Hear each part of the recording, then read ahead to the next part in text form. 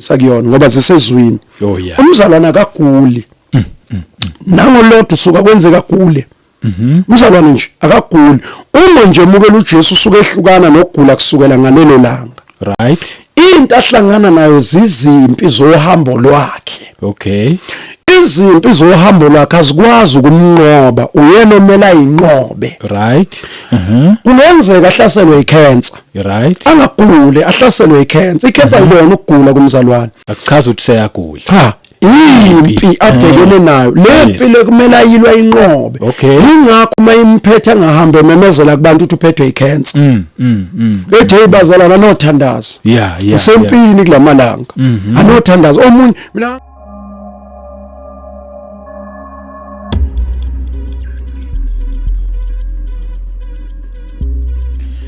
Welcome once again kwikota to media. Igama lami ngumduduzi ngwakashabangu. Ngiphinde ngibingelela abangcwele bonke endaweni zonke eMzansi nakomazwe angaphandle. Ngicheck ngibona ukuthi nako Swaziland ihamba izifinyelele le channel nako Zimbabwe, sibonge nako UK, sibonga nje uNkulunkulu ukuthi lezi indaba ziyadlula. Ngihlala ngimcela ngithi niyishare, kuyabonakala ukuthi ngempela niyayishare. Ngiyanibonga kakhulu ngakho konke lokho, nangama comments enu, ngama likes, naba supportayo financially. uNkulunkulu anibusise, anenze kahle kakhulu, siyabonga. Uma ngingabheka nje ne setup yethu lapha ithe ukuhluka mhlawumbe for first time, konke lokho kuzibusiso zenu bazalwane. Sanibonga kakhulu, uNkulunkulu emuhle anibusise. Sengibingelelile ke angedwa nginomfundisi la baba uNtanda. Ngijabule kakhulu, ngiyathemba nani nojabula kakhulu. Sekunesikhatshanyana ningamboni ukhona ke ubuyile futhi, but ake sibingelele kuqala. Siyabonga baba uNtanda isikhathi sakho ukwazi ukuthi ufike. Yes. Siyabonga kakhulu, ngiyabingelela abazalwane bonke nababukele emakhaya egameni lika Jesu. Amen. Amen. Sibonga kakhulu. Ngiyazi ke mawukhona usiphathele nje indaba ezimnandi. Angifunani ukuthi size simoshe isikhathi. Sivele nje sisuke singene kuzona nje ukuthi yithini ezanamhlanje yebo. Yes. No, siyabonga kakhulu nama ngidlulisa ukubonga kuNkulunkulu nakubazalwane bonke ngabo, ngibonga uNkulunkulu ngabo. Ngayo yonke into abangilekelela ngayo nabangilekelele ngayo. Ngiyambonga kakhulu uJesu. Kube kuhle sigcinene kungakabi namakoti. Khona mama ekhaya. Yebo kakhulu uJesu. Asilekelela kukho konke. Ikhaya lethu linokuthula. Ngidlulisa ukubonga nje kakhulu. Abaningi bangilekelela bangixhasa kakhulu financially. So ngiyamdumisa kakhulu uJesu ngalokho. Ngiyabonga. Yes, ngicela ukukusondezela nje ngathi kudinyana. Kuba good. Yeah, nakho. Yes. Nakho. Siyabonga. Yebo. Hayi nje congratulations baba Ntanda. Yes. Yebo konke nje makhambe kahle. Yes, siyabonga. No, udaba lami olukhulu namhlanje luthalibe lifishane. Ngifisa sixoxe indaba kaDavide noSaul. Oh yes. Yes, ngifuna sixoxe indaba kaDavide noSaul, sixoxa namakholwa maqondana noDavide noSaul. Oh yes. Yes. Ukuthi kune family la, ama family amabili. Aye common wamabili lama family. Ngokuthi i-background yawo bomabili yayingekho right. I-background yakhabo Saul ayikazi zibe khona inkosi khabo Saul. Wagcotshwa waba inkosi kangakaze kuze kube khona inkosi kubo. Yes. Wamyalela uNkulunkulu indlela azosebenza ngayo akufunayo nangakufuna empilweni kaSaul. Yes. Wadlula lapho uNkulunkulu wabona ukuthi uSaul akalaleli. Wenza ukona. Waphambuka uNkulunkulu kuningi aphambuka ngako. And emva kokuphambuka uNkulunkulu wambekezelela uSaul for 20 years. Yes. After esephambukile.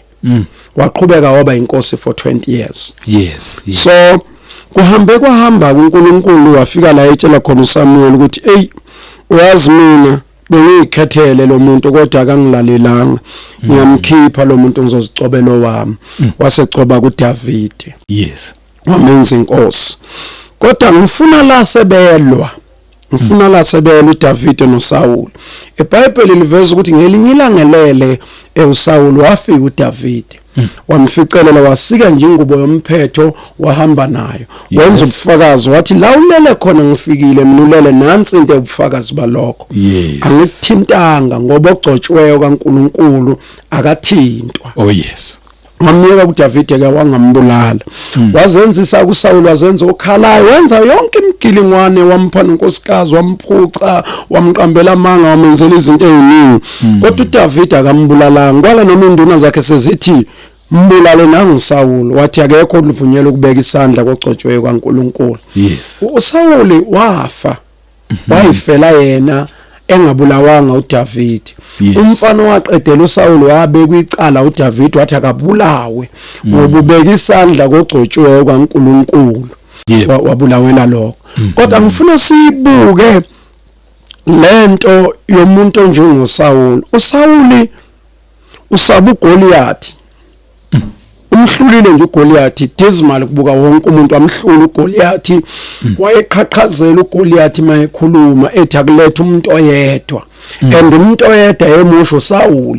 Yeah. Akekho umuntu oyedwa emusho ngoba bonke laba abanye babengelutho. Umuntu ayemfuna ikhanda lakhe ayefuna ukoliphanyeka endlini yamaFilisti kwakuyikhanda lika Saul. So that is why athi akuze umuntu oyedwa. Hayi ukuthi wayesho kubantu amakhomona lawa no wayefuna inkosi uqobelwayo. Yes. So inkosi yahluleka. Yabona ukuthi vele mayiya lapha ngeke ibuye. uGoliath wayenama award azi ukuthi ayikho impangakazi ayinqobe zonke izimpi wayeyinqobile. Isihlangu sale ndoda kuthiwa ubude baso sasilingana nomuntu. Isihlangu nje sakhe sodwa uvikelekile. Yebo uvikelekile futhi egqoke ezensimbi naye uSaul wayenazo ezensimbi kodwa wathi mayeyiqala wayibona ukuthi ayikhona. Yes. Sekuza nomfana omncane lo ufike uyabuza la ukuthi kwenzenjani lapha nabamtshela ukuthi lo muntu omile lapha umFilisti othuku uIsrael kuzikipheni ngaye bamtshela ukuthi kwenzakalani waseyaphenduleka ke. Useya kuyolwa nalomFilisti lo. Umela nomFilisti esembulele. Ebuya azange kubemnandi kuSaul ukuthi ubulele uGoliath. Yes. Ngoba uGoliath ngomthetho bekumele ngabe ubulawe uyena. So kuyamxaka ukuthi lengane sibulela uGoliath into engabe yenziwa uyena. Yebo. So manje yasimphatha kabi ngoba usethola udumo ngokubulala uGoliath. Oh yes. Kodwa uNkulunkulu umgcoba uGoliath ngenxa kaSaul. uDavide ugcotshwe ngenxa kaSaul. Ngokungasenzi kahle. uNkulunkulu wasemgcoba. Akamgcobanga ngoba kufanele nje kufani nje ukuthi amgcoba. Kodwa kwase kwazeka ukuthi uyaphuma uSaul esihlalweni kufanele ungene uDavide. Yebo. Kuyenzeka la ibandleni ngifuna sikhulume ngebandla. Kuyenzeka la ibandleni kube nezimpi ezidalwe uDavide noSaul. uSaul uDavide ubulalela uSaul uGoliath. Kodwa esembulalela uGoliath useyisitha yena. Sika Saul emsizile wambulalela uGoliath. Lo Goliath adebukisa ngaye phambi kwabantu. And uDavide azange sithathe isihlalo emva kokubulala uGoliath. Enye izinto engayifunda kuyena uthi akasithathanga isihlalo emva kokubulala uGoliath wangasithatha isihlalo sika Saul. Waqhubeka wahlala noma inkosi simgcobile. Umzingele 15 years. uSaul ezingela uDavide for 15 years. Ugcotshiwe inkosi imgcobile uthi uyinkosi kodwa azange ahlale esihlalweni. Yes. Lana ngifuna ukubuya nayo la ibandleni sinenkinga ebandleni yempe khona phakathi kaDavide noSaul. uSaul ungubaba kuDavide uyinkosi futhi kuDavide nesizwe sikaNkulunkulu sikuyena. Kodwa uDavide ulwiselwa uNkulunkulu kuyena. Oh yeah. So lempi anayo uDavide eqhathwe uNkulunkulu ngoba uNkulunkulu odecideayo ukuthi ugcoba bani manje. Yes. So njengamanje sinayo lenkinga ezincekweni zikaNkulunkulu ezindala ezihambe noNkulunkulu kahle. Ngicela ukukhuluma iqiniso uSaul azange aqala bhede. Waqala kahle nje wahamba kahle noNkulunkulu wenza kahle uNkulunkulu wamsebenzisa wavela kahle noNkulunkulu ebantwini bambona uNkulunkulu abantu kuSaul. Yes. Wajika uSaul mayese eselinyazwa udumo. Athola lamlimaza ngalendlela yokuthi wabona umprofeti uSaul uSamuel engelutho. Okokuqala washisa impepha lapha ealtar engafanele. wathi uSamuel mayefika wambuza ukuthi uyishiseleni impepho wathi ngibona ungafiki mina. Uyabona ukuthi uSamuel umbone njengento engelutho manje ukuthi noma uSamuel umpriest mengafika nami ngayishisa impepho mina ngihamba noNkulunkulu wenza imangaliso. Bakithi yabona lento yaqala ipride yamgibela waqala wadelela manje waqala ngoSamuel akaqala ngoDavide waqala ngoSamuel umprofeti. Yebo wadelela umprofeti kaNkulunkulu awangagcina lapho yamthuma inkosi yathi akayobulala. Wabona babushaba uNkulunkulu mayekhuluma into okuwo akathi ushinto ecishe ifane nale. Yabona thina siyazi lento okuphelela nezincwadi esikoleni mawushintsha intombazana. Umuntu uthi ahambisa incwadi akayishintsha uhambisa incwadi oyibhalile. Itshela intombazana ihambe phambili kwaMadesk ukuthi ngiyakuthanda sibani ngicela sihlangane ngo2 kuphuma isikole endaweni ethize. Le ntombazana izolinda lapho ngo2 maphuma isikole kufanele le message efike injalo. Lo akayishintshisa ukuthi ingabusama lathi kuthiwa ime khona. So uNkulunkulu wayelethe ndimlezo ukuthi hamba uyobulala. Wathi ubulale ikhehla la kuleya ndawo isalukwazi sakhona wathi ingane umama ubaba wathi ungishilutho wathi nemfuyo yakhona. Keswathi ukuthi uSawuli wenzani mayefika lapho ubona izintombi ezinhle ubuya nazo uthi zizoba igqilakazi. Angithi abantu bayazi ukuthi mabebona izintombi ezinhle bazoba igqilakazi bazolala nazo futhi egcineni ubuya nazo. 2 usethola izinkabi lapho uyayithatha ubuya nazo uthi awasohlabela ngathi uJehova washo nje ukuthi ufuna uhlatshelwa ngaso akazange asho. 3 ubuya nenkosi yalapho uza nayo la into engayishongo inkosi ithe bulala konke yena usebuya nayo yamqala ke ipride ukuba kuyena yambamba ukuze uNkulunkulu agcoba uDavide wamgcotshiswa ilokho wasethi le ndoda ngiyalile wathi lo muntu umalile ngoba kalaleli. Umprofeti waziwa loyana behlonishwa inkosi ebeyaziwa uSaul kodwa ngenxa ngomlalela uNkulunkulu wamunga kuyena. Uza nje la ekuzolweni noDavide uqale ngokulwa noSaul umpriest kaNkulunkulu ngoba lento yokungabesaba abantu bakaNkulunkulu ibisikiyena ngenxa yokuba mkhulu. uNkulunkulu wasayivusela uDavide samvusela uDavide yaqala ke isiphithiphithi usalwa noDavide ke manje banoDavide babanga ukuthi uDavide ubulala uGoliath. Lo Goliath bekumele abulawe uyena. Usemlisela ukuthi usembulele kuGoliath uyena athi emdudula ukuthi uGoliath akayombulala. Yena ubethi uGoliath akabulala uDavide. Kahle kahle. Amanye amazubezwe amanzi ngobhoko ngaye. uNkulunkulu wabulala uGoliath ngoDavide kwase kubabhlungu. Sebehlabelela kabesifazana abekho wrong. Bathi uSaul ubulela 1000 yabantu. uDavide ubulela inkulungwane ezilishumi 10,000. Kusho ukuthi umshiya ngo9,000. Uyazi ukuthi wayebasho njalo? Isizathu sinye. uSaul wayebulela amaFilisti. Strong. Yabona lento eyisho uGoliath emilapho uthi akuzumndoda yedwa efuna Saul. Wayebulela amaFilisti. Wathi ukubulala amaFilisti kungcono ngifuna uzobulala mina. Uchief ophethe amaFilisti akuze kimi. Wabona David wabona uGoliath uSaul ukuyaphetha. Manje uDavid ubulele inhloko yamaFilisti. So njengoba ubulele inhloko yamaFilisti ubulele 10,000 eyedwa. Ngoba kwathi maqedwa nje umuntu ekhanda likaGoliath lihanjiswa athunjwa amaFilisti. Wonke kwathiwa ngala nithe mina uma nisinqobile uNkulunkulu enisoba uNkulunkulu wethu uma sinqobile mina kusho inkosi yenu kusho inhloko yenu yathi uma sinqobile uNkulunkulu wethu soba uNkulunkulu wenu ngakho ngala yingakho laba behlabelela abadlali bakhuluma iqiniso bathi uDavide ubulele 10,000 uSaul ubulele inkulungwane eyodwa. Ngempela wenze njalo. So usezondelwa leyo nto ke. Umuntu oqhathe lempu uNkulunkulu. Umuntu ebizwa uNkulunkulu usuke ngayibizanga. Futhi umuntu mayaliwa uNkulunkulu usuke engalwanga bazali nwaliwe uNkulunkulu. And usuke ngeke umzala namsize ngalutho lo muntu owaliwe uNkulunkulu. Sinenkinga yabaprofeti abadala abasetshenziswa uNkulunkulu sencoma izinto abazenzele ziningi. And mina ngufakazi ukuthi kukhona abantu abahambene noNkulunkulu sayibona into eziphathekayo zikaNkulunkulu kubona. Kodwa ngobude bendlela beya beshintsha bedayisa ngeqiniso kugcina kwafika la uNkulunkulu khona eyidecidela ukuthi akayivusele uDavide.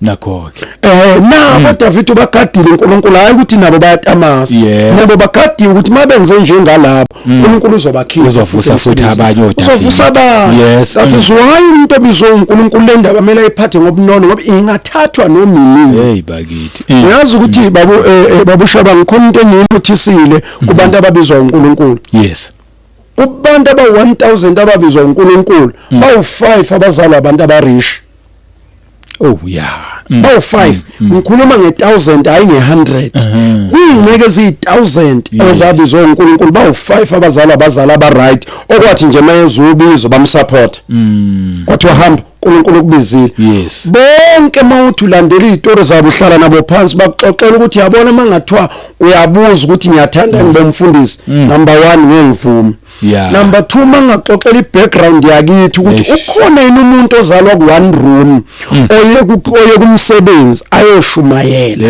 ayolanda imphefumulo akekho ukutshela ibackground emnandi bonke batshela ibackground yebuzisa umbuzo ukuthi lo muntu ecabangani yabona nje ngikhumbula omunye umfundisi wami eMarisburg yena waye kuba uthisha shonele nabazali manje uyena nake nodadewabo mayebizwa inkosi omunye ugogo uthi lo mfana ngambona yahlanya la ekhanda a teacher ayekuba uthisha yoshumela and wese uNkulunkulu amkhombe emakhaya ohlala emakhaya uthi uRonda afikela kuwuvuza lapha phezulu nezovala ehlala kuona ubona ukuthi lento ayihlangana ayinamqondo kodwa ngiyaxoxela babushabangu uma esehamba ngemoto imthole ehamba nge-C200 lama munye model eyawuzwe uma usuxoxa umlando wakhe ekutshela ukuthi wayehlala erondweni livuza ekhongozela elala espontshini ayicaci ngoba bonke abantu uNkulunkulu asuke ezobasebenzisa abaqualify yebo abaqualify ubiza the unqualified yebo azoba qualify yena yes then bese beyaqualify ukusetshenziswa uyena into esidala impi phakathi kaDavide noSaul ukuthi lo kunesandla sikaNkulunkulu kuye lo sisukile isandla sikaNkulunkulu kuyena iziphi izinto obona ngazo ubona ngezinto asezisha engazisho naye engazenzi uyabona nje uma umpriest esenesibindi sokuthi akekho umuntu onemali njengami oh yeah nginemali mina suke seyiqalile inkinga yes sokonakele ngalendlela yokuthi useyiphakamisa yena lo omthumile akasamphakamisi hey bakithi uma seqala ethi akekho umuntu ongcono njengami ohlakaniphe njengami akasamphakamisi lo mbekile useyiphakamisa yena sekuye manje ngiyakuzwa so lo monakalo kuhambe wakhanda le conflict ekhona ebandleni ngathi uDavide noSaul abamukelani yes and ngeke bemukelani noma uyathanda wena wazama uDavide ukuzehlisa kusawul okwadlana naye etafuleni wamphakela kanti umphakela etafuleni umkhandela angazi ukuthi kuthiwa wenzani umgedlela amazinyo uyamplanela nje bedlala etafuleni uthi mawuphuma la etafuleni uyempedeni nendodakazi yami ngikulungisela usibani uzoba umngakho kanti empedeni la yobulayo la khona hayi ngoba emningi indodakazi yakhe yamtshela ukuthi ungalali la uzobhokodwa namhlanje ngomkhonto uzodla umkhonto namhlanje kwabe kumqamelo kwalala imqamelo bathi mafike bezogoza bakwazi imqamelo so angeke bemukelane into enza bangamukelani hayi ngoba uDavide ebona engcono ngoba ebulala uGoliath isizathu isandla sikaNkulunkulu lokho usuka isandla sikaNkulunkulu uma sesisukele noma ngane inkani umuntu uthi sisukele isandla sikaNkulunkulu ubona ngezenzo yes mina ngaba nonyinceke yake yangitshela yathi uNkulunkulu uyisebenzise kakhulu kodwa nakufika la manje sinembuzo ukuthi kwenzakalani izinto ezazenziwa uNkulunkulu ayisenzeki noma ingashongo ukuthi kwenzekeni ngaphikha izinto kuyena ukuthi u1 uvalo uyena u2 uvalo uyena no3 bavalo uyena uma nje kungena umuntu lashabangu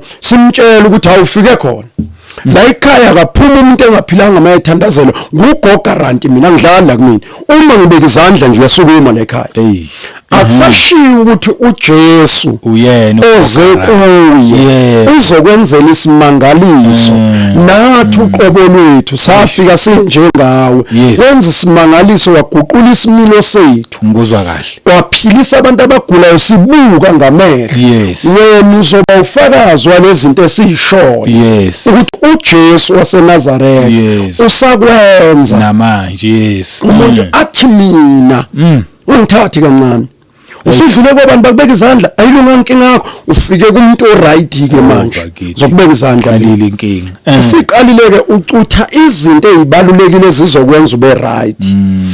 Ngicela ukushenye into futhi babushabanga engikufundile kule insukwane ezimbalwa ngisemsebenzini kaNkulunkulu.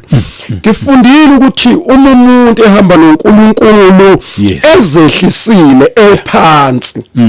uNkulunkulu uyathanda ukumphakamisa. Oh yeah. Yes. Umuntu eziphakamisile njengoSaul uyathanda uNkulunkulu kumehlisa. Amthobisa. Kuze abantu bazi ukuthi uyena obemphakamisile. Yes. Ngakho useyamehlisa futhi yena. Yebo.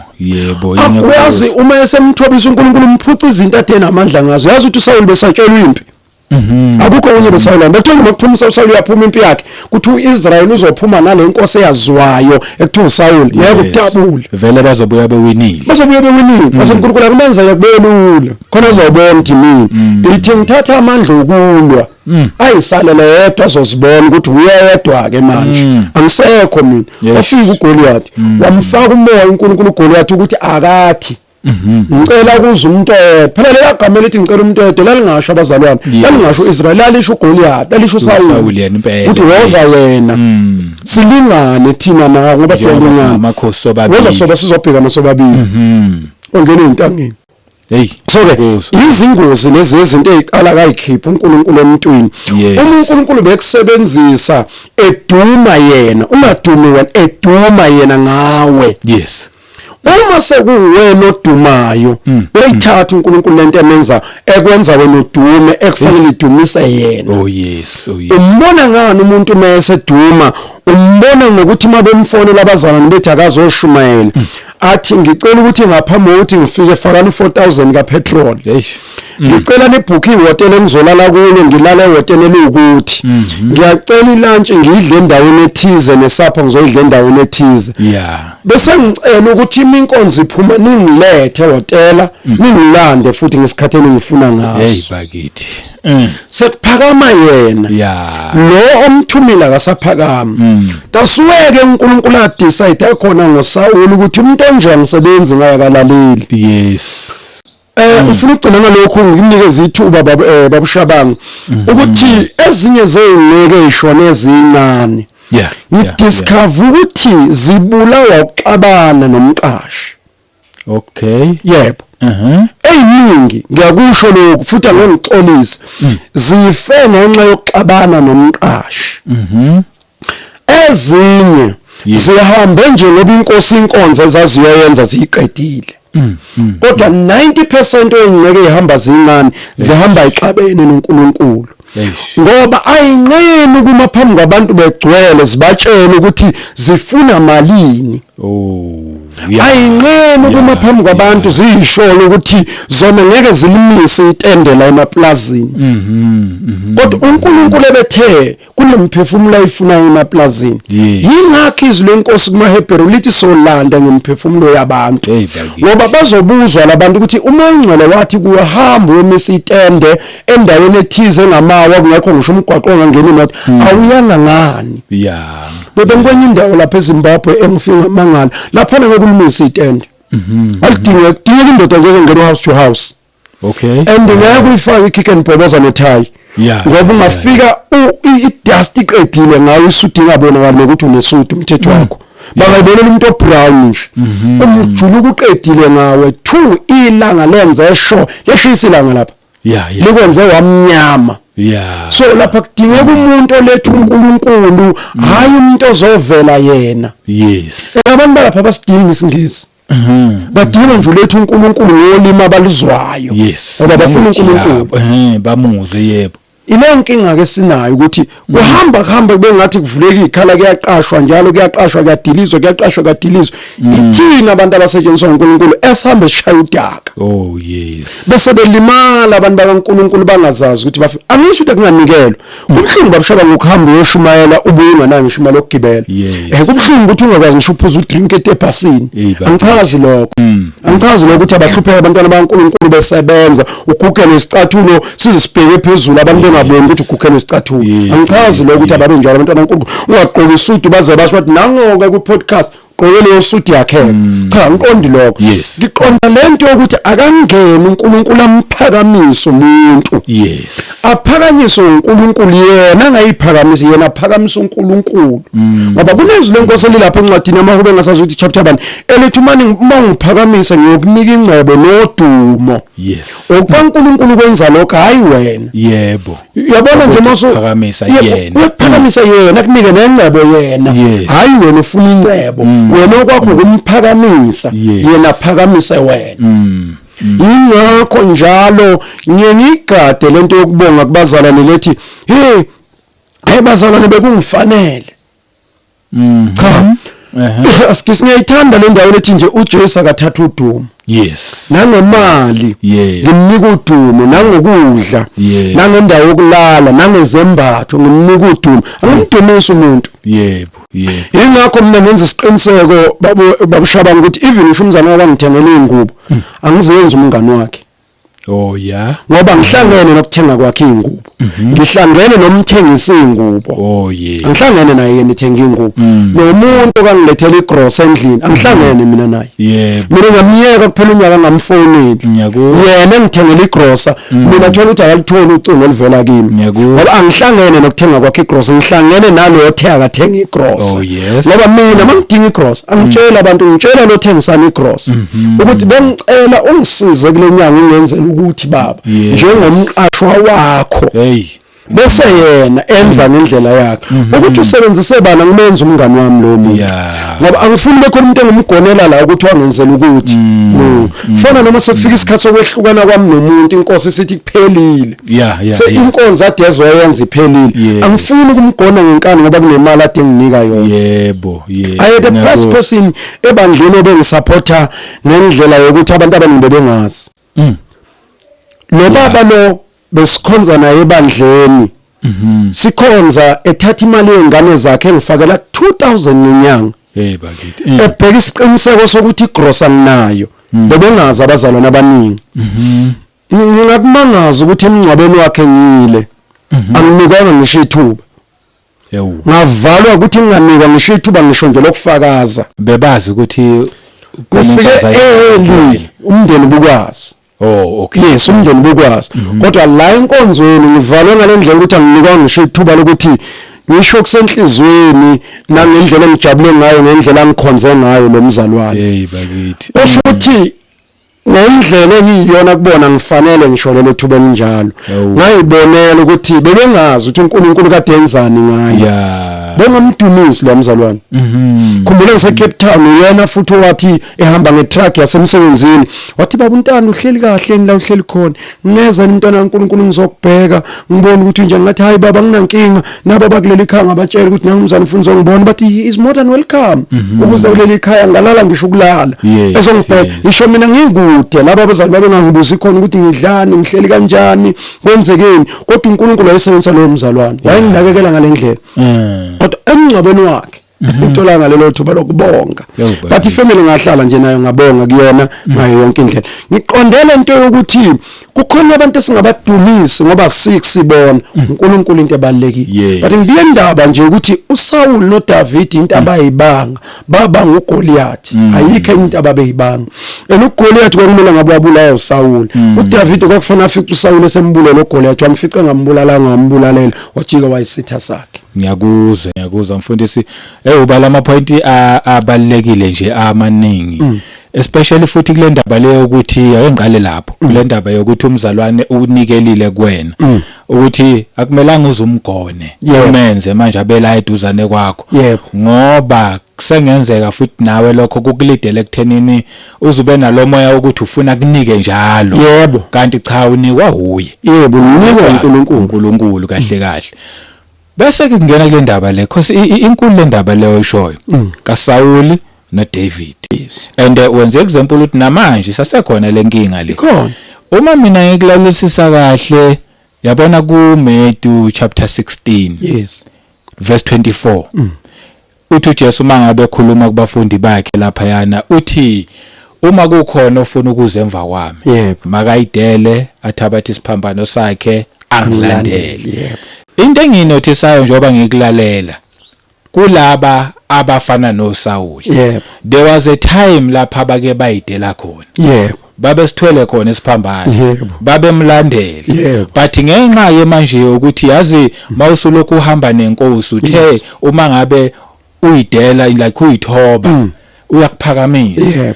The more uyidelile uthwelele isiphambano nenkosi yakuphakamisa. Yebo.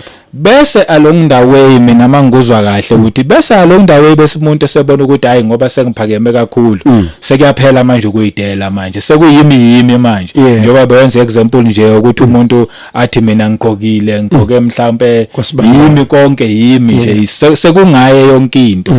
I think oSaul banamhlanje imessage engizwayo eyokuthi ake kubiyele lokhu yakuyidela. Uthe khona lo mfundisi wakwafika kwaku uRondo owawuvuza naphezulu yabona uNkulunkulu mayekususa lapho akubeke ku stage sokuthi manje na usuhlala ku mansion angisho kanjani enhle usunayo yonke into. Yebo. Still noma usulapho kubiza futhi ukuthi qhubeka wenze njani uyidele. Yebo. Uthwale lesi siphambano ungabe usutholakala manje wena hayi awusayidele engani usunakho konke. Yebo. Ngoba manje le uma ngabe ingeke izizilungiswe izoshaya noDavide abezayo. Yes. Ngoba noDavide abezayo baqala nabo besayifuna yonke lento besayifuna besamgijimela uNkulunkulu benamandla banede bangathola konke nabo futhi bese beyaqala haya sekuyaphela lokho yakuyithoba lokhuyana and lokho kuzolimaza abantu abaningi kungasilimaza makulimaza abaphambili kushuthi nathi kungasilimaza. Okusho ukuthi nje ukuyidela kubiza umuntu impilo yakhe yonke. Uthi noma usunakho konke yazi ukubheka ukuthi yazi konke njengoba nginakho nje akusekhona futhi nakho lokho kwami. Ungakuthandi ungakudumisi kodwa dumisa ubaba okuyena okubizile. Yiyo nje imessage engizwayo and njengoba uyibeka ngithi manje nami sengiyibeka ngendlela yami but nje ngokuzwe kahle kakhulu. Yes khona kungeke kube noSaul abazozonda oDavide kusasa ngoba phela into ezokwenzeka uNkulunkulu ngempela uzoqhela. Ushile ezwi not ngeke ngishiye ngize ngikulahle. Kodwa mawungamlaleli umoya engcwele uyadumana lithi izwi likaNkulunkulu singamdumaza umoya engcwele. Then mayisedumela uyathula manje ngalapha bese sebenza ngolalelayo. Wena ke manje ngoba kusethulile bese aqala manje usuzonda loyana kanti chabo uyalalela nawe into ongayenza nawe lalela kuphela nje nawe uzokwazi ukuthi sonke sihambe lendlela size siyiqede. Sibona nje line kulento isho babushabangu iyiqiniso ukuthi uma kahle angeke uNkulunkulu akudedele uzokusebenzisa aphinda asebenzise nabanye ngawe. Mina kunomfundisi engimthandayo oyisibonelo kimi. Uyisibonelo ngalendlela ukuthi eyiningi izinto ayishilo ngizenzile ngayipractice ziyangisebenzela. Uthi yena wakudela ukuphila uma inkosi imbiza. Wadela yonke into, wadela imali, wadela yonke into. Ngesikhathi edela lokho ebheka imphefumulo uNkulunkulu wambheka. Khumbula mina ngasasihleli kosofa naye ngitshela ethi lento angikaze ndodana ngiyifise emhlabeni ukuba nayo. Kodwa inkosi yangibona ukuthi ngifanele ngoba mina ngibheka imphefumulo. Ngaphuma ingqondo yami ithi umuntu ebizwe uNkulunkulu akakhathaleli lutho emhlabeni into ayikhathalelayo nje imphefumulo kuphela. Nganuma lokho leyo nto ngufakazi ngiyibonile ukuthi siyafika isikhathi la inkosi khona ukusula inyembezi ibuyisa ukuthi hayi ukuthi ngangathanda udla ama grapes njengabanye abantu kodwa ngangifuna ukubheka lento engithe ibheka bese ke inkosi ikubusisa. Leyo nto ngiyibonile ngangithi unamanga ngelinda ngangakusho ngepulpit ekhona ngathi baba ukuthi akangithandi indlela akhuluma ngayo yonke into ayikhuluma yena ngicabangela yena ngoba uright unomuzi unemoto nayo namhlanje ngiyakubona kwenzeka kimi leyo kudela kodwa stilike nami ngigadile lengozi le kaSaul ukuthi noma kufika kuDavide ingozi yake yenzeka.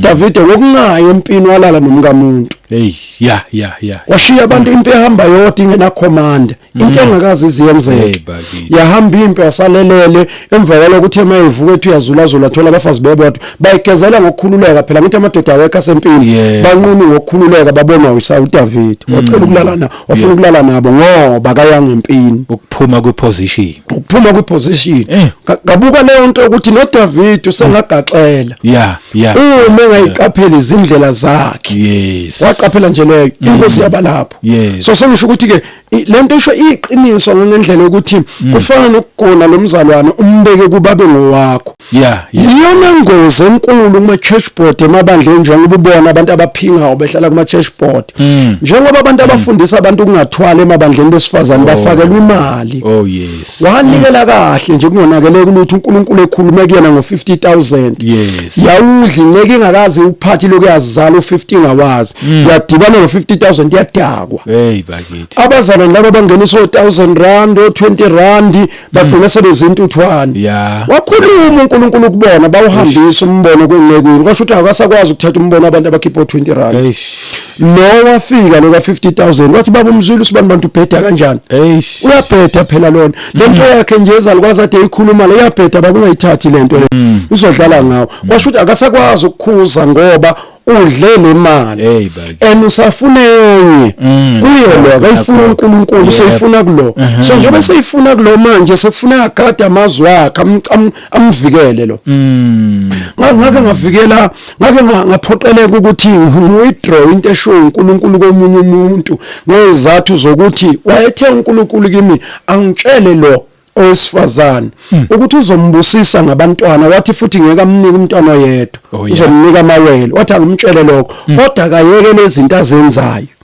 kusho ukuthi angizazi mina ngaqonda kumfundisi wakhe ngayomtshela umfundisi uNkulunkulu uthi ngitshele lo makoti ukuthi uzombusisa ngamawele kodwa kayeke lezi zinto azenzayo uzamnika amawele and yaba honest inceke kimi yangitshela ukuthi lo wenza ukuthi nokuthi wasithi ngizoyihambisa le nkulumo kuyena wabhilida umakoti wathi umboni umfundisi uNtanda ukuthi unenzondo enjani awumboni wena lo mfundisi ngishashumela unesihloko esibika bakanathando la muntu akafuni mina vele uyangizonda mina uyazi ukuthi yabuye inceke siyenza njani kimi yathi ngiyacela Ntanda ngiyakwazi ukuthi usetshenziswa uNkulunkulu ngiyacela abantu abakhona ukudla unolimo lehayayo yekela ukukhuluma ngobufebe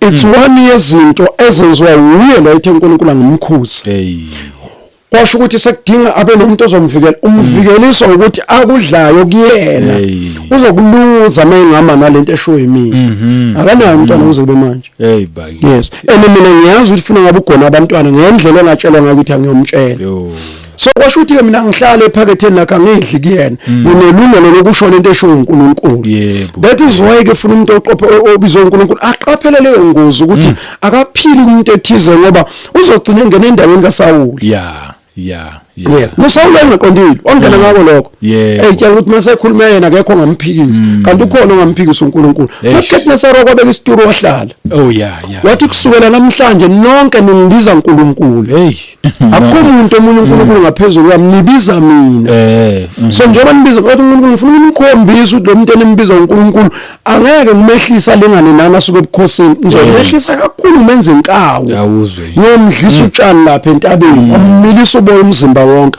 uhamba ohlala entabeni kwamila amazolo lapha walala kuona so yinto uNkulunkulu akwazi ukuyenza manje uqaphela leyo ngozi ukuthi umuntu angangeni kule ngozi so manje uDavide noSaul babanga lento ukuthi uDavide usamlalela uNkulunkulu uSaul akasamlaleli so njengoba ngasamlalela ufuna ngathi noDavide ngabe ungene kulento akuyona manje ayikho into ayenzile uDavide engcono ngaphandle kokulalela uNkulunkulu bilokho akukho ngcono ukuthi nje ulalele uNkulunkulu yilokho so Saul wagejwa nje lokho lezi inceku injwa ngisho ukuthi le impi phakathi endlini kaNkulunkulu yiqiniso noma uhlangana nazo mina ngiyabatshela abazala ngithi into engiyikhulumayo anginayo ngikwazi ukuxolisa kuyona ngoba zisezwini umzalwana akaguli nangolodwa usuka kwenzeka kule umzalwana nje akaguli uma nje mukela uJesu usuke ehlukana nokugula kusukela ngalelo langa into ahlangana nayo zizimpi zohambo lwakhe izimpi zohambo lwakhe azikwazi ukumnqoba, uyena omela inqobe. Right. Kungenzeka ahlaselwe icancer. Right. Angagule ahlaselwe icancer. Icancer ayibona ukugula kumzalwane. Akuchaza ukuthi seyagula. Cha. Impi abhekene nayo lempi lekumele ayilwa inqobe. Ingakho mayimphethe angahambe ememezela kubantu ukuthi uphethwe icancer. Bethe ibazalana nothandaza. Sempini kulamalanga. Anothandaza omunye mina ngabona umfundisi evuza la kuyimhlaselo lento evuza la ethi angikula ngithi bazalwane niyabona ngiyaphila ngegama lika Jesu ngithi ngempela yaphela. Yaphela. Uma madlalo kwafakaza ngalilanga uthi wakuyalizwa ibele lakhe, uthi wathi mayelizwa ibele uthi lokho kuyicancer, uthi lokho usathane kwathi uyezwa ke ukuthi nansi icancer ayebele isifikile kade uthi ngeke ugule wena, uthi angimlekelelanga usathane ukumshumayelisa kuba ngine cancer. Uthi ngathi nje bazalwane imani kahle siyathandaza ngiyahlaselwa ngafunda ukuthi umntwana kaNkulunkulu akaguli. Kodwa izimpi zohambo ziyafika. Nayifikile izimpi ukusizwa ukuma kahle. Kodwa uma exabana noNkulunkulu kakhulu laba abazinciko badumisa into eyodwa labahamba bethi banoshukela mabeshumayela phethe ushukela une BP phatha amaphilisi ami thakaza ukuma isikhathi eside epulpit ngoba ushukela ubhilidile. Mina ngicela ukubuza ukuthi babu Shabang uma ngibhalela incwadi ngithi ngizobe ngila ngo11 uma le ncwadi usuyifunda uzothi kubantu uNtanda uthe uzobala ngo11 kodwa bengaqondile u11 ubeqonda ukuthi kungenzeka ngo12. Cha kwazi ngizofunda nje ukuthi ubhale ukuthi ngo11 ungilindele ngibe khona ngobani isikhathi ngo11 pho uNkulunkulu angaqamba amanga athi ngegazi lika Jesu niphilisiwe ifenzeni ngamanzi aphuma ohlangothini niphilise bese ejikene ethi idliwana ushukela. Abakwazi uthi nobeka izandla phezulu kwabagulayo baphile. Kusho ukuthi amguli nini? Right. Kusho ukuthi amguli might nobeka izandla phezulu kwabagulayo basinde nikhipha amadimoni. Kusho ukuthi amguli nini? Ngoba ngeke ukhulele umuntu ogula ukula. Kusho nina niguli yini nizokhulekela abagulayo. Ngeke sikhulume yokuhlaselwa ngoba yokuhlaselwa eyabantwana bakaNkulunkulu kumele balingwe. Bese incwadi yamaKorinte uchapter 11 verse 26 iyacacisa lapho ukuthi abanye ngokudla isidlo senkosi ngokungafanele sebelela abanye bayagula. Yingakho ngithi akagula umzalwane kunesizathu ugula kunesizathu.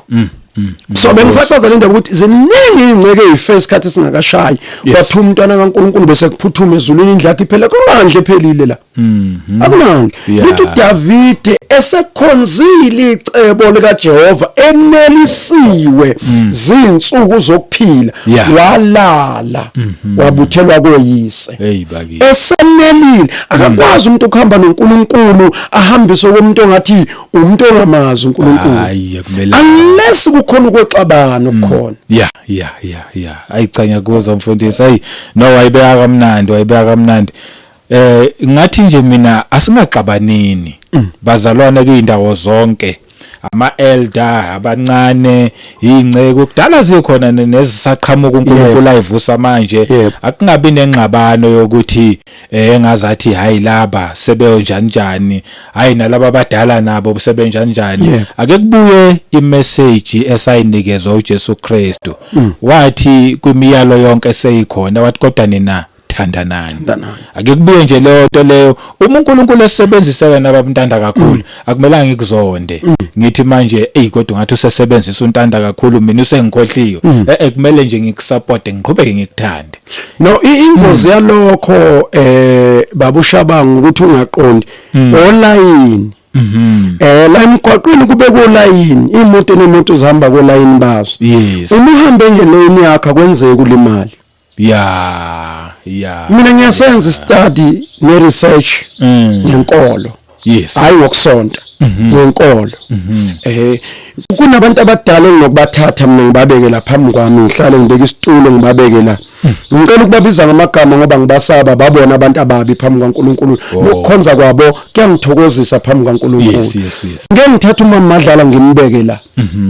ngithatha ugogo uGigaba ngimbeke la ngithatha ubaba Madlala ngimbeke la ngithatha umkhulu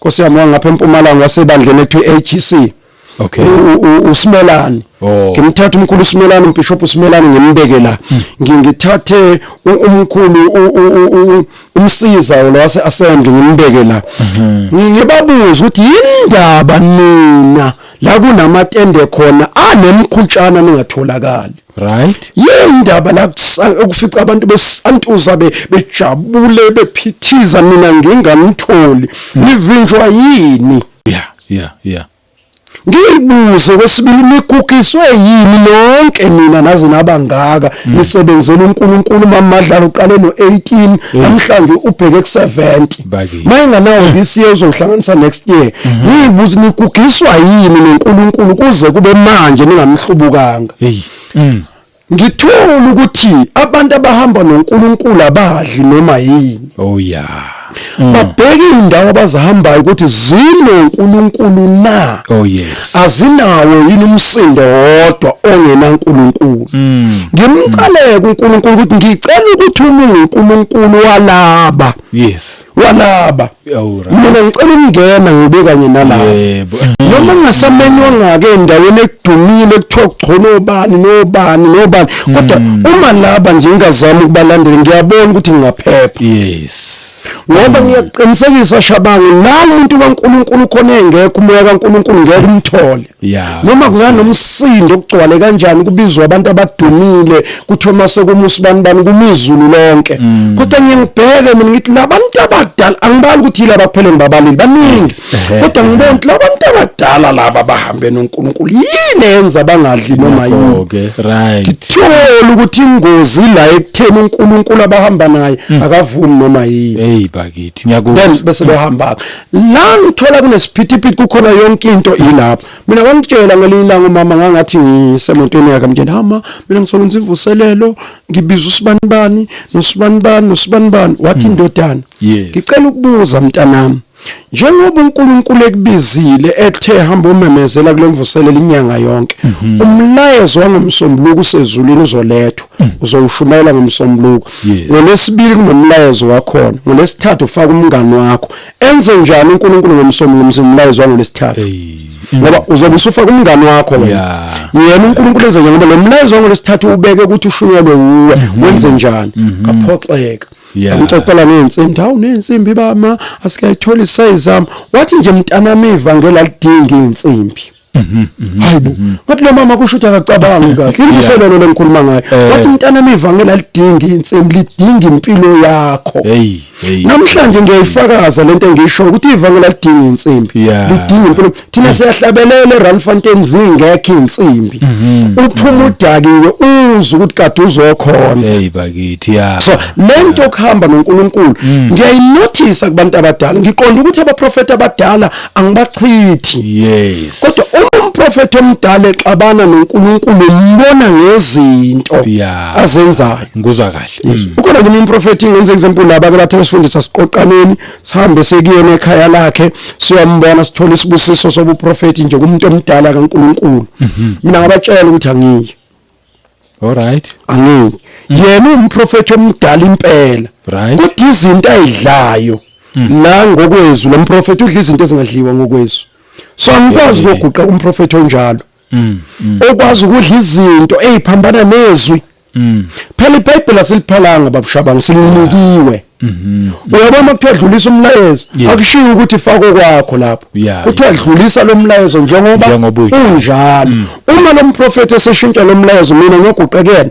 mhlawumbe nje example nje ezinto ezithile ezayiphuma endleleni uyabona nje umuntu oyethunywe uNkulunkulu akakwazi ukufundisa abantu into ephambana nezwi ngisho ukugqoka ngisho ukukhuluma ngisho ukuphila ngisho ukwenzizwa babushabanga kunabantu abahle kabi la ngaphandle abahlabelela into emnandi kodwa impilo yabo engafani nalento abayihlabelelayo kunabantu abamnandi ekufakazeni la masulandela impilo yabo emakhaya efana lento abayiyona esontweni because impilo yokuba umzalwane impilo oyiphila estradini nasekhaya nasendlini nasemsebenzini into eyodwa so laba prophet umthola ukuthi namhlanje la kukhalwa khona ngevangeli elingcolile ukhona la kwenziwa khona imikhuba ukhona la kushunyelwa into right khona ukhona akukho la ingabe bikho khona and hayi ukuthi usuke yokhuza uyingxenye yabo cha ke ngiyakuzwa so ngakho mina ngathi cha kulo mprofeti hayi bazali ngahamba nini mina ngiye mina ngeke ngize ngiye ngoba lo muntu uphambanisa intando kaNkulunkulu hayi ngiyakuzwa mfundisi hayi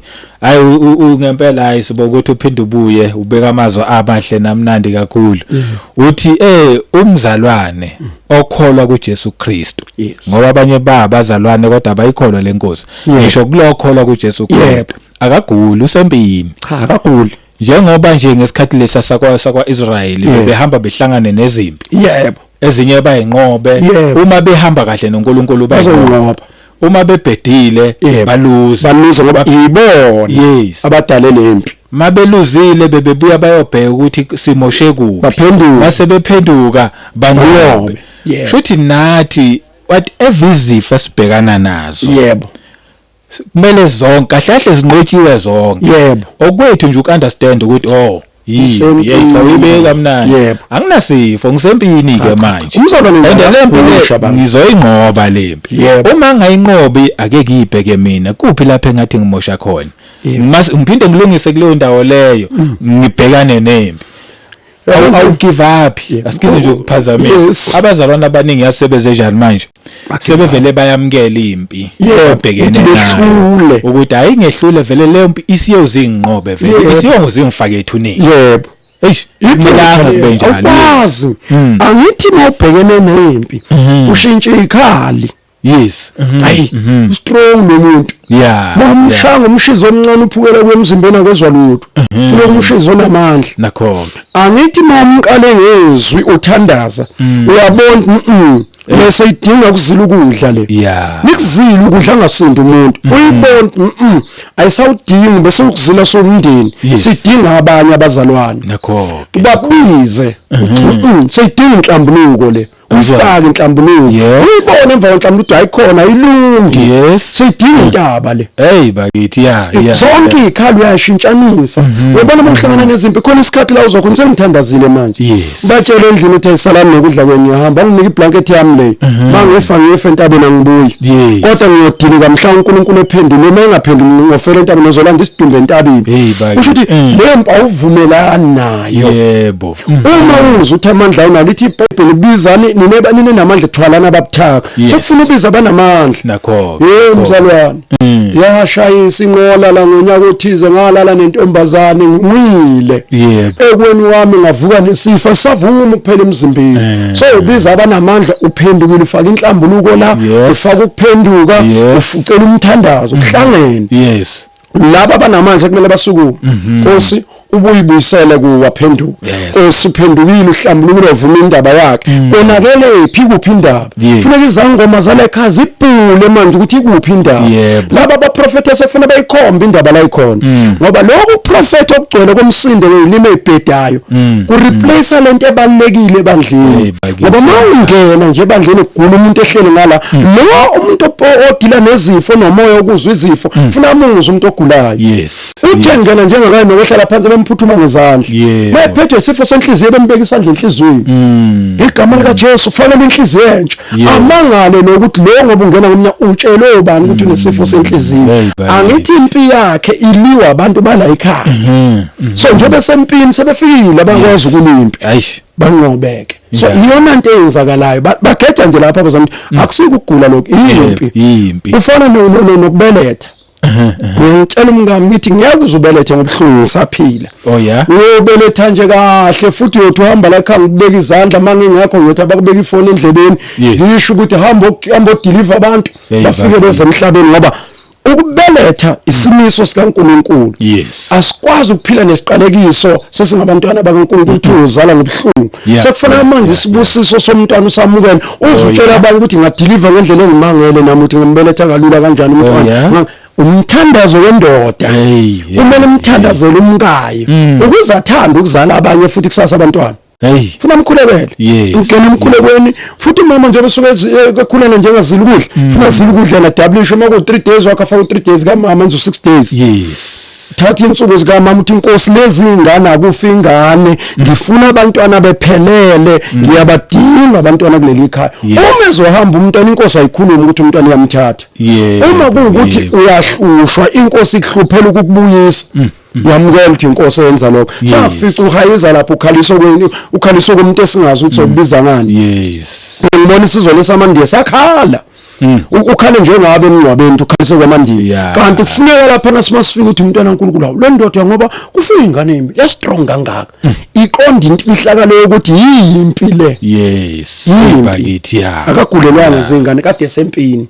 Bakithi. uDavide emva ukuthi ingane ishonile wakuye ukuzila ukudla. Yebo. Wokugeza wathatha lapha wathatha ukudla yakhe kodwa hawa mangazabana. Ngoba vele impi idlulile. Isazilele ngoba impi sidlule. Yebo.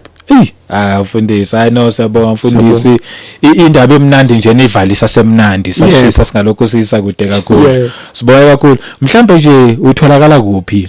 Khona abazalwane abangazi ukuthi utholakala kanjani bayafisa ake bezwe ngomlomo wakho nje.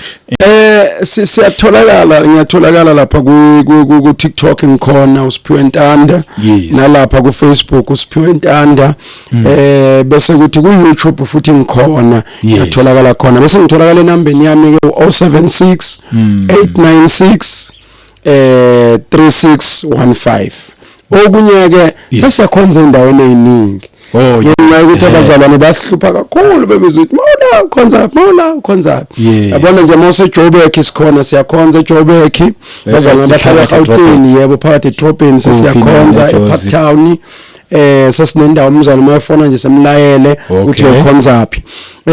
Kubazalwane bahlala eRandfontein sesiyakhonza eRandfontein. Khona bazofisa ukwazi iaddress futhi eRandfontein. eRandfontein sikhonzela ku block 17 ku unit number 9 sikhonzela extension 11. Okay. Yes.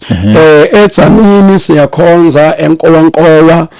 Sine branch naseZanini. Yes, sine branch enkowankowa edzanini sinabazalwane abahlala khona. Sinabazalwane eWitbank. Siyakhonza manje eWitbank eMpumalanga. Siyakhonza eMpangeni. Siyakhonza eMpangeni sinabazalwane. Siyakhonza futhi ePitritif. Sinabazalwane khona. Siyakhonza eCape Town sinabazalwane baseMitchells Plain. Siyakhonza eMthatha. Sinabazalwane bayakhonza eMthatha. Siyakhonza eEast London. Sesiyakhonza endaweni eziningi siyakhonza eThekwini phakathi edolobheni. Yes siyakhonza eQwaqwa sinabazalwane futhi khona nako Free State. Ngibuka uNkulunkulu nje uyasilekelela siyanaba kakhulu. Siyakhonza ePretoria sinabazalwane ePretoria. Siyakhonza eKempton Park. Siyakhonza eDon Park. Yes sinabazalwane khona. Siyakhonza eSpruit sinabazalwane eSpruit. So nje siyasabalala ngalonje. Isikhathi sincane. Sokuvela kwezakalima ngalizo. Sibabingelela bonke labo bazalwane wonke lawo ma branch nje sanibingelela sithi uNkulunkulu uJesu inkosi. Amen. So kusho ukuthi mabezalwa abantu imidi inamandla kakhulu. Ngoba itende endaweni eyodwa kodwa imidi ingena ekhaya endlini. So manje laba bazalwane bafika athi sihlala endaweni ethize manje sikhonza kanjani sekudinga ngihambe ke ngiyekhona kuyoqala kumsebenzi. I believe ukuthi ngomzalwane oyedwa suke seqaleke ibandla kule ndawo. Makuzalwa abazalwane babili suke sekuzaleke ibandla. So ngakufunda lokuthi umuntu ubaba ungidi mayibizwa uNkulunkulu eMaritzburg wayengekho umzalwane. Wafika wazala ikhali ikholo lodwa qala wanekholo lodwa isikhathi wazwathandaza ke under makholo. Kodwa ngiyazi ukuthi kuzaleke umzalwane wethu suke sekuzaleke ibandla. So nje ungamangala ukuthi eDon Park umndeni owodwa bukhona kwaNkomo. I believe ukuthi sebekhulileke baya phambili. NaseTzanini ngaya ngiyena umndeni owodwa. The day ngipost ukuthi ngiseTzanini kwavela abazali bathi kuphi eTzanini kasho ukuthi nguphi. From there bathathi nasikhonza nani. Siqala ke indaba yethu kanjalo aqala kanjalo ama brand. Kodwa ngifisa ukusho ukuthi thina simi ngizwe. Yonke into ephambana nezwi iyayichitha. Oh yes. Nje ngichitha into ephambana noma ingavela nasiphi isihlakanipho esinemali. Ngiyakwenza isiqiniseko sokuthi ngimthatha ngimfaka umithe uthi nimqaphela kayena umntwana kaNkulunkulu ngoba ufundisa into ephambene nezwi. Esifundisa izwi nomuntu anganemali noma anganamali kuyafana la kuthini kodwa ngisifundisa izwi njengoba lenjalo. Cha kuhle kakhulu lokho. Siyabonga. Mawungakamamukela uJesu Kristu abe inkosi nomsindisi wokuphila kwakho angazi ukuthi uzobe usathi usalindeni ngoba inamhlanje njengoba nje kusathiwa namhlanje. Yes. Kholwa kuye ukwazi ukuthi usindiswe uphephe kulako lizayo but nje kakhulu ukuze uzokwazi nje ukuthi uthole ukuphila kuyingona phakade nokuthula emphefumulweni wakho. Ngizothi nje mina mawukamamukela uJesu Kristu buya kholwa kuJesu mamukela benkosi nomsindisi wena ke ovela usuyakholwa haya siyibambeni bazalwane nje asiqineni lithizwi oyobekezela kuze kube sekugcineni uyakusindiswa umfundisi amazwi okugcina bese sayivala. Yes. Bengasho nje into eyodwa kubazalwane ukuthi hawo mina bengicela sibuyele kuJesu ngeqiniso. Yes. Esikhole nje ngeqiniso na into esemqoka. Ngempela uJesu uzobuya. And uzobuya ibandla lithidiza. So nje ngifisa lokho abantu abakholwe ngeqiniso. Amen. Hayi. Sibambe khona lapha igama lami ngumduduzi ngakashabangu. uNkulunkulu anibusise nonke emakhaya. Nginithanda ngendlela esimangaliso. Asiphinde sihlangane futhi kwivideo elandelayo. Amen.